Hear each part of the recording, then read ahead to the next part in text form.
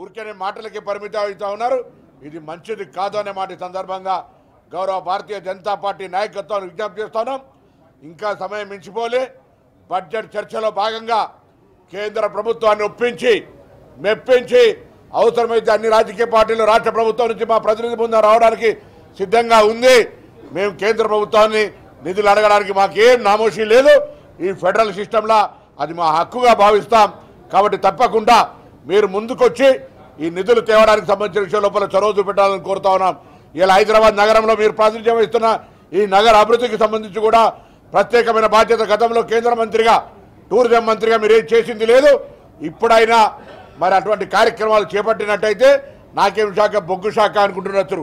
బొగ్గు శాఖకు సంబంధించి కూడా మినరల్ డెవలప్మెంట్ కావచ్చు, సిఎస్ఆర్ కావచ్చు, మీరు ఇవ్వదలుచుకుంటే హైదరాబాద్ సంబంధించిన అనేకమైన నిధులు తెచ్చేటువంటి అవకాశం ఉంది.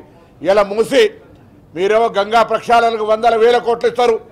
ఇక్కడ మూసికి సంబంధించి కావచ్చు, లేదా మెట్రో రైల్ పాత నగరంతో పాటుగా శివారు ప్రాంతాలకు తీసుకుపోవడానికి సంబంధించి కావచ్చు, ఎక్కడ కూడా మరి మీరు కార్యక్రమం తీసుకోరు.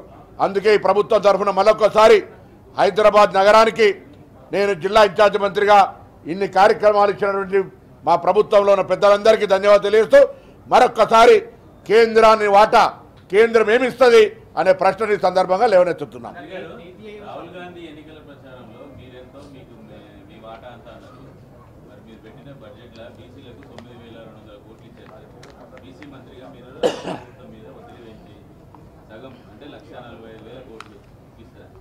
సరే, ఇప్పుడు మేమెంతో మాకంతా వాటా అంటే మిగతా కార్యక్రమాలు ఎక్కడెక్కడైతే బడ్జెట్లు మిగతా కేటాయింపులు ఉన్నాయో అందులో కూడా బీసీల భాగస్వామ్యం ఉంది.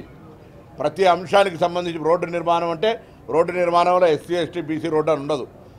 ఏ విధమైన బలహీన వర్గాల ఉద్యమ నాయకుడిగా బలహీన వర్గాలకు సంబంధించి ఎక్కడ కూడా అన్యాయం జరిగితే జరగనిచ్చేటువంటి ప్రశ్నలే. తప్పకుండా మా ప్రభుత్వ ఉద్దేశం కూడా అది కాదు. గౌరవ ముఖ్యమంత్రి గారు కానీ మిగతా సహచార మంత్రివర్గం ముఖ్యంగా ఉప ముఖ్యమంత్రి గారు కూడా ఈ ఎస్సీ ఎస్టీ బీసీ మైనార్టీ వర్గాలకు న్యాయం చేయాలనేటువంటి ఆలోచనతో ఉన్నాం. అందుకే రేపు జరగబోయే స్థానిక ఎన్నికల్లో కూడా బలహీన వర్గాలకు రిజర్వేషన్కి సంబంధించి కొంత ఎన్నికల యొక్క ఓటర్ లిస్టు రావాలి. దాని తదుపరి బీసీకి సంబంధించినటువంటి గణన జరగాలి. దాని తర్వాతనే ఎన్నికలు కోవాలనే అంశంతో జాప్యమవుతుంది తప్ప ఇంకొకటి కాదు. ప్రభుత్వం బీసీల పట్ల కమిట్మెంట్ తోటి ఉంది. అందుకు ఏదైనా తప్పు జరిగితే నేను బాధ్యత వహించడానికి సిద్ధంగా ఉన్నాను.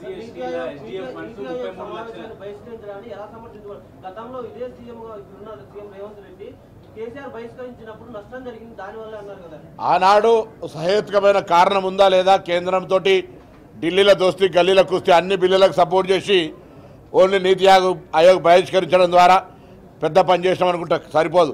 రైతు బిల్లులకు 370 ఆర్టికల్కు జిఎస్టీకి నోట్ల అన్నిటికీ సపోర్ట్ చేసి ఒక నీతి ఆయోగ్ ఆధార్ కానంత మాత్రాన సచ్చీలు కాలేరు. మేము ఇలా ఈ రాష్ట్ర బడ్జెట్ కేటాయించిన తర్వాత జరిగిన ఇమ్మీడియట్ సమావేశం కాబట్టి భవిష్యత్తులో మేము పోము అనంటలేం. ఇప్పుడు మా యొక్క నిరసన చెప్పడానికి అదొక వేదిక, చర్చ. దేశవ్యాప్తంగా ఎందుకు తెలంగాణ రాష్ట్ర ప్రభుత్వం తరఫున రాలేదంటే ఈరోజు పార్లమెంటు సాక్షి కూడా విపక్ష ప్రభుత్వాలు ఉన్నటువంటి ప్రదేశాల్లో అన్యాయం జరుగుతోందనే మాట మాది కాదు, మొత్తం దేశవ్యాప్తంగా గొంతెనిపిస్తుంది. అందుకే నిరసన చెప్పడానికి ఆ అవకాశాన్ని వినియోగించుకున్నాం.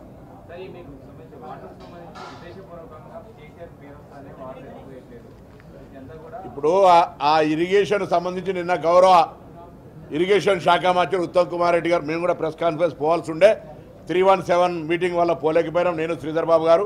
కానీ మీ అందరికీ తెలుసు గతంలో మిమ్మల్ని మరి కేసీఆర్ గారు తీసుకుపోయినా లేదా తెలియదు కానీ జర్నలిస్టులను అక్కడ ఎల్లంపల్లి ప్రాజెక్టు గతంలోనే కాంగ్రెస్ హయాంలోనే నిర్మించబడ్డది. ఎందుకు దానికి అంటున్నా అంటే ఆనాడు ఎల్లంపల్లి ప్రాజెక్టు ప్రారంభోత్సవానికి వస్తాన కిరణ్ కుమార్ రెడ్డి గారిని తెలంగాణ వ్యతిరేకంగా వస్తే హెలికాప్టర్ వేల్చేస్తామన్న పరిస్థితులు మీరు ఒకసారి జ్ఞాపకం చేస్తామంటే ఆనాడే ఎల్లంపల్లి పూర్తయింది. ఎల్లంపల్లి నుంచి ఒక చుక్క కూడా నీరు కిందికోకుండా శ్రీరామ్ సాగర్ నుంచి ఏదైతే గోదావరి ద్వారా వస్తాయో గోదావరి నీళ్ళన్నీ కూడా అవన్నీ కూడా మేము మిడ్ మానేరు లోయర్ మానేరు తర్వాత అక్కడ దాకా తుంగతుర్తి దాకా దాని తదుపరి మల్లన్న సాగర్ దాకా నీళ్లు తీసుకుపోయే ప్రక్రియ చేపడతాం.